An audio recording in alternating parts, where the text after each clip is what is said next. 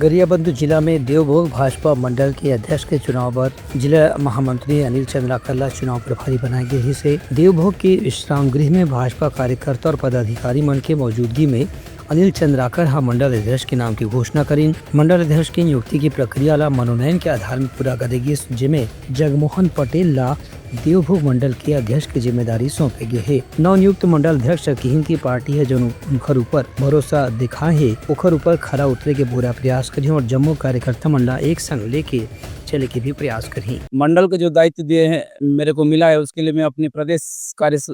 संचालन कमेटी को, हमारे प्रदेश संगठन को बहुत बहुत धन्यवाद ज्ञापित करूंगा, क्योंकि मैं एक सामान्य कार्यकर्ता हूं और मुझे अपने कार्य की संचालन को देखते हुए, मेरे कार्य की गतिविधि को देखते हुए पार्टी ने जो दायित्व मुझे सौंपा है, ये बहुत बड़ी दायित्व है और मैं हमारे प्रदेश की मुखिया को बहुत बहुत धन्यवाद देते हुए उनके लिए इस पद को देने के लिए मैं आभारी व्यक्त करता हूँ। ब्यूरो रिपोर्ट, उटलंघा न्यूज।